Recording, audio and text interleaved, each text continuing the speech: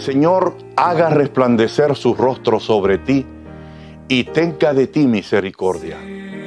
El Señor alce a ti su rostro y ponga en ti paz.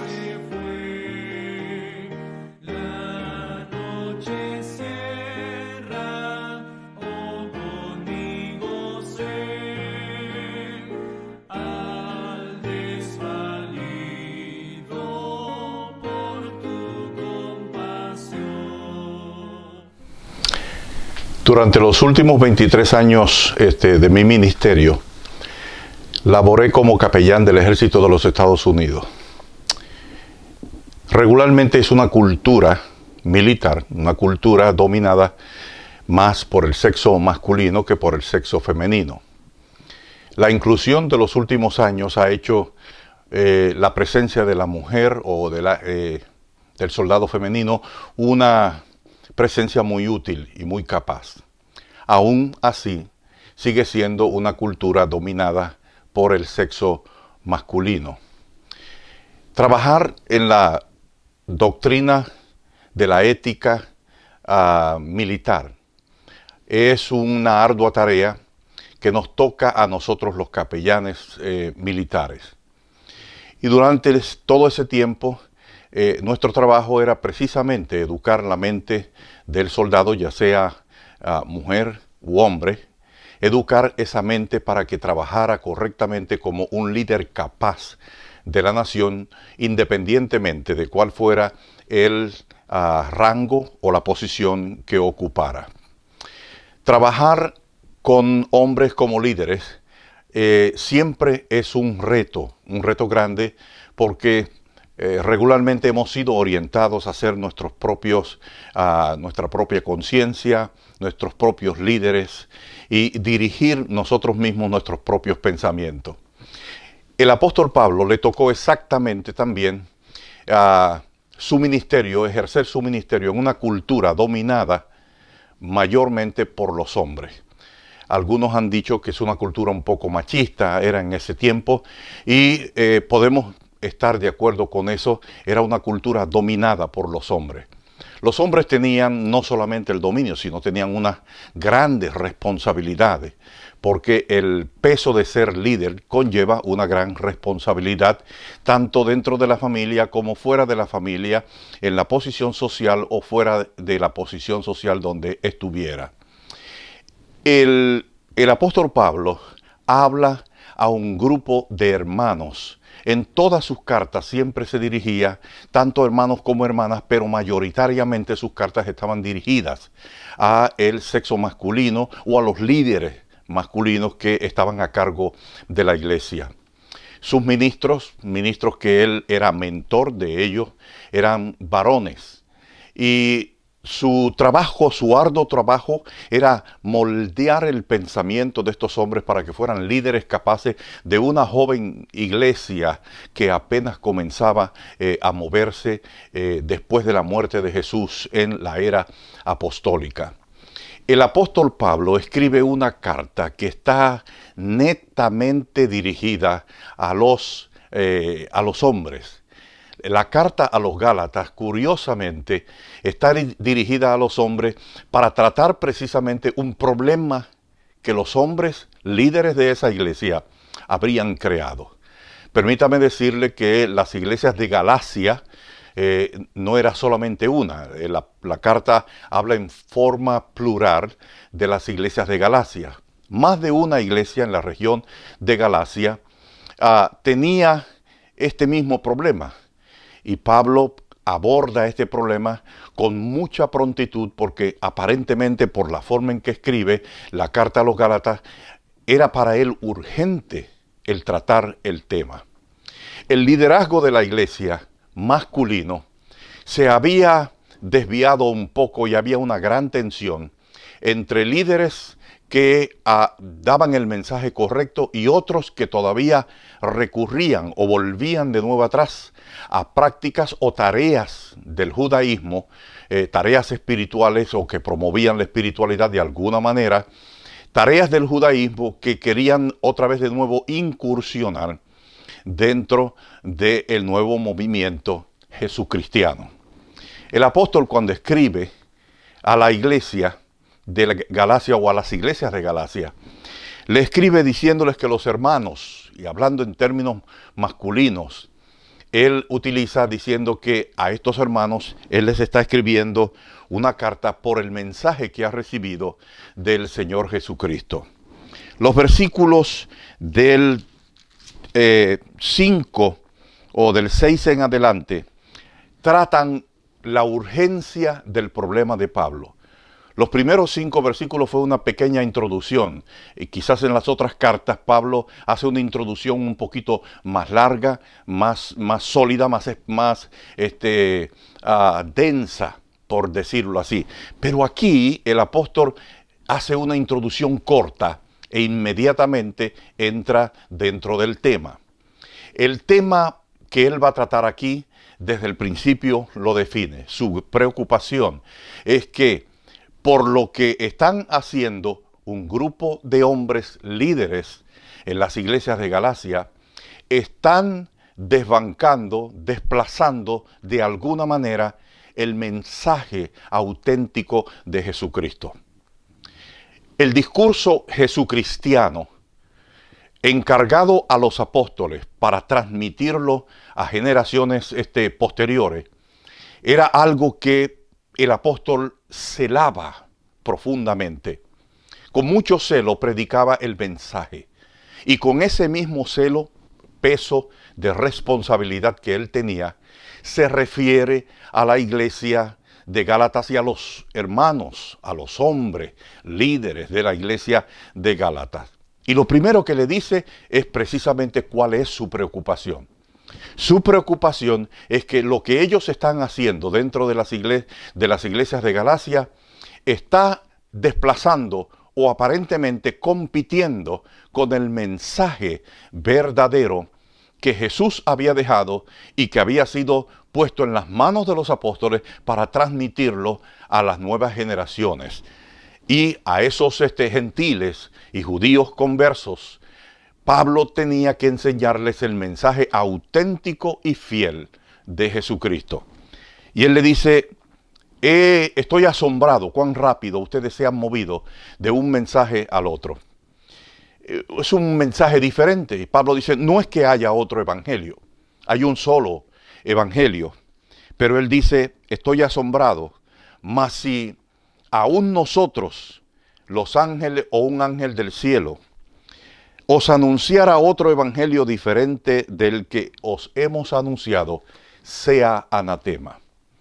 Con esta expresión, Pablo desplaza, da una sentencia a estos líderes masculinos, a estos hombres que eran líderes de la iglesia, les da una sentencia y les dice, el mensaje de Jesús no puede ser desplazado, no puede ser sustituido, no puede ser quitado por otro, porque no existe otro mensaje.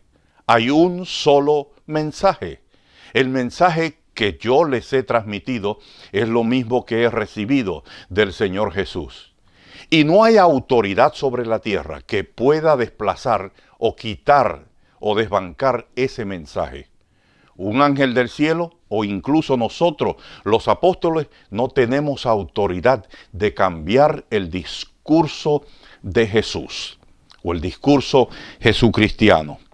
Pablo dice, hay un diferente evangelio. Ustedes andan predicando algo o insistiendo en algo que es algo diferente. No es el mensaje que nosotros le hemos dado a ustedes. Ustedes insisten en un mensaje diferente.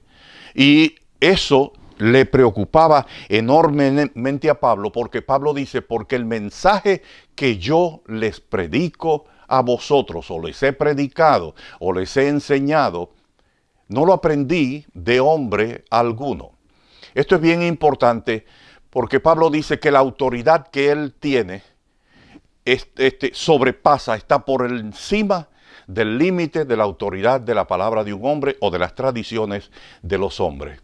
Ellos enseñaban tradiciones de los hombres y este es el problema que hay dentro de la iglesia de Galacia.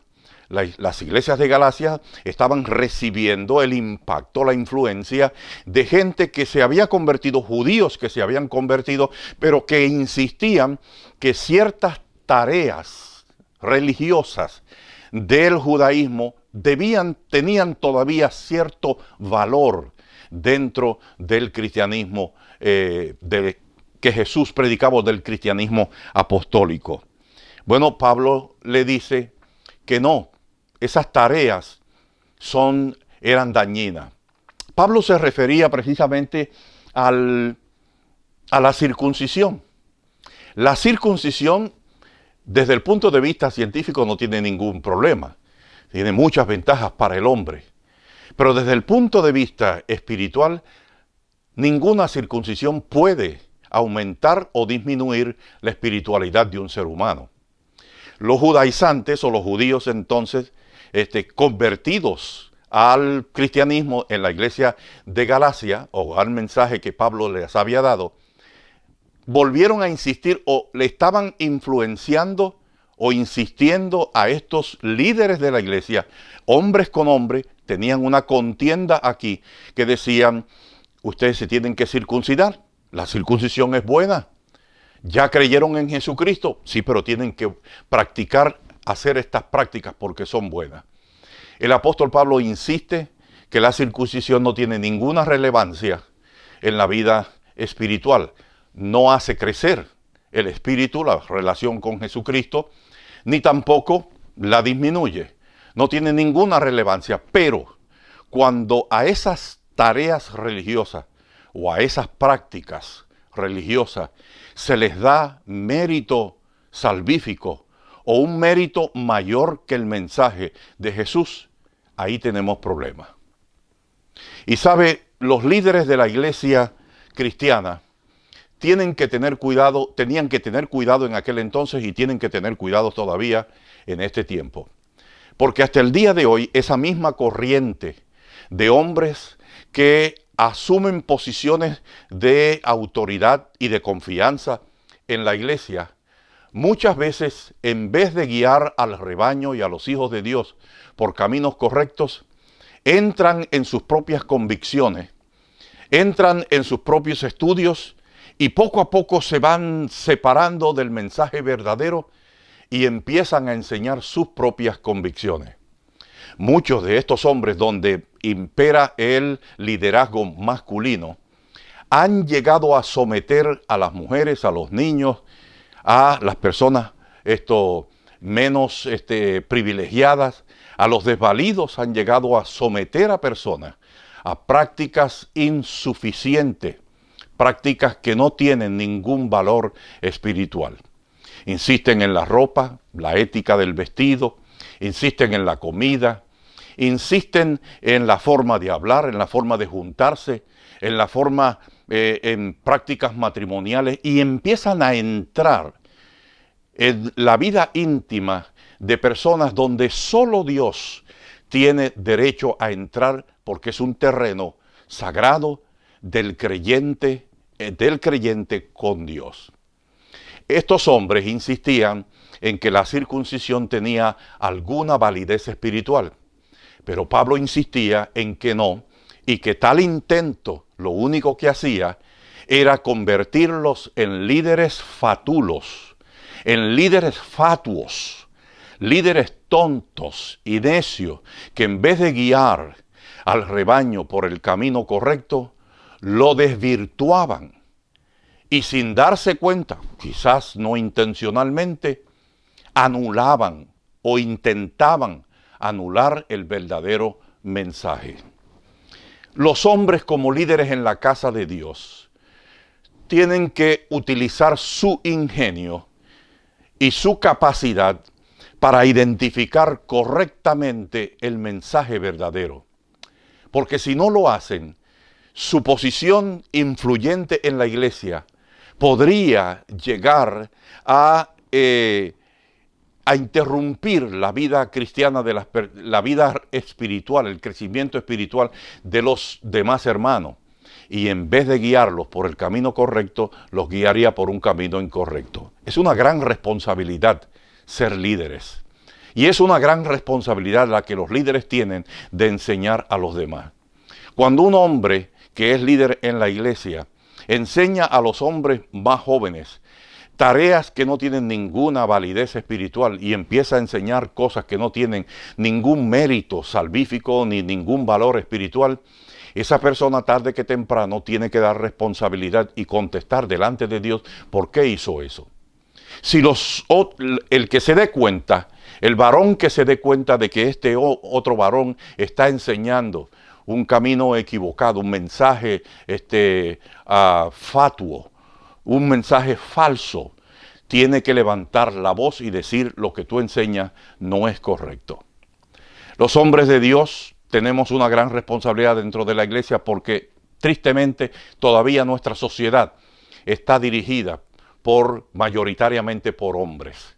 Y esos hombres tienen una gran responsabilidad de pasar a las futuras generaciones una convicción clara, un mensaje claro de cuál fue el discurso que Jesús dio. Un discurso inclusivo y un discurso que solamente está centrado en los méritos salvíficos del Señor Jesucristo. Mas ahora hago saber, Pablo dice, que yo lo que he predicado, no lo estoy predicando aquí porque lo aprendí del judaísmo ni ninguna de estas cosas. Mi autoridad procede de Dios porque el mensaje que yo predico lo recibí directamente del Señor Jesucristo.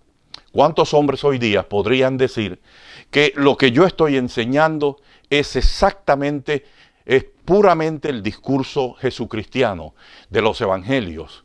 La palabra de Jesús, el mensaje de Jesús transmitida a nosotros por generación de generaciones, por los apóstoles y por otras generaciones. ¿Cuántos hombres podrían decir en la iglesia, yo tengo la responsabilidad de enseñar a otros hombres y le estoy enseñando lo que es correcto? Hay tiempo para analizar todas estas cosas y hay tiempo para hacer una mirada introspectiva de nuestro mensaje y de nuestra responsabilidad. Y ese llamado es ahora. Ahora nosotros como hombres tenemos que revisar que lo que nosotros estamos predicando y enseñando a los hermanos dentro de la casa de Dios y a los hombres que son futuros líderes en la casa del Señor, sea lo que nosotros hayamos recibido del discurso de Jesús. A través de los años, la verdad tiende a diluirse y las cosas empiezan a desvirtuarse. Nosotros tenemos por escrito el mensaje y el discurso de Jesús. Y toca a cada uno de nosotros investigar profundamente si lo que yo estoy enseñando y diciendo en la iglesia como hombre, como líder masculino, a otros hombres, es lo que Jesús quería que yo enseñara o lo que Jesús enseñó y transmitió en su palabra y en su discurso. Pablo dice, yo tengo autoridad para cambiar, para decir un sinnúmero de cosas, pero él mismo ha dicho, si nosotros mismos le anunciamos otra cosa que no ha sido o que no es lo que nosotros ya le hemos predicado, sea anatema entre vosotros. Porque ya habéis oído acerca de mi conducta. En otro tiempo, Pablo era perseguidor. Pablo tenía unos privilegios, una posición privilegiada, que podía influenciar en mucha gente, y lo hizo. Influenció muchos hombres cuando él salió a perseguir la iglesia con cartas de autoridad de los líderes mayores. Iba un grupo con él, iba gente con él. Él influenció a otros. Cuando la muerte de Esteban, él estuvo ahí cuando dio la orden de que lo apedrearan. Tenía una posición privilegiada. Pero qué triste. Él hace referencia a un pasado triste de su vida, cuando siendo líder y teniendo una posición privilegiada, utilizó mal su liderazgo. Utilizó mal su posición. Y en vez de utilizarla para santificar o para estudiar la palabra, se dejó convencer por otros, por maestros que le enseñaron a él un camino incorrecto. Y que por mucho tiempo anduvo en ese camino incorrecto y lastimó hombres y mujeres que servían a Dios de todo corazón. El liderazgo de Pablo cambió, Jesús se lo cambió. Y utilizó todo ese celo y toda esa capacidad para poder enseñar ahora correctamente el mensaje. Y él dice, yo dejé de enseñar esas cosas porque descubrí que eran inútiles, superfluas. No tenían ninguna validez espiritual. ¿Sabe cuántas cosas ustedes como líderes, hombres en la iglesia, han exigido a sus hermanos que no tienen ninguna validez espiritual? Que no llevan a ninguno de sus hermanos, ni varones ni hembras, a ningún lugar seguro, que no los llevan a los pies de Jesucristo, que no los llena del Espíritu Santo, ni los hace mirar a las riquezas eternas de Dios. ¿Sabe cuántos de ellos? ¿Cuántas veces usted ha hecho eso? Examine por un momento, solamente examine por un momento su discurso pasado, la posición que usted ha tenido como hombre. Pablo sigue diciendo, celoso de tradiciones, de las tradiciones de mis padres. Iglesias que funcionan solamente por tradiciones. Así lo hemos hecho siempre y así lo seguimos haciendo. Líderes que llevan como líderes de iglesia 20, 30 años, nadie los sustituye. Y si alguien los sustituye, se molestan. Y se ponen bravos y se pelean con los demás, con los líderes superiores a ellos, se disgustan. No les gusta que nadie los desplace, pero llevan años enseñando cosas de hombre, tradiciones, solamente en vez de enseñar aquellas cosas que guían y ponen en contacto al espíritu del hombre con el espíritu de Dios. Dice, pero cuando agradó a Dios, que me apartó del vientre de mi madre y me llamó por su gracia a revelar a su Hijo en mí para que yo le predicase entre los gentiles, no consulté a nadie según la carne o la sangre. Pablo rompió con su linaje. El Evangelio de Jesucristo o el mensaje de Jesús rompe con las tradiciones. Se desvincula de esas tradiciones. De hecho, nunca tuvo vínculo con esas tradiciones. Pero se separa completamente y desbanca todo ese fariseísmo y todas esas doctrinas que habían en tiempos de Jesús, que en vez de guiar a las personas a una relación profunda espiritualmente con Dios o con Cristo o con su Espíritu, lo único que hacían era simplemente hacerlos cada vez más dependientes del movimiento religioso. Jesús tenía que romper con eso, porque no podía dejar a sus hijos, no podía dejar a esa nueva creación, a esos sinceros corazones, no los podía dejar a la merced de un liderazgo como ese.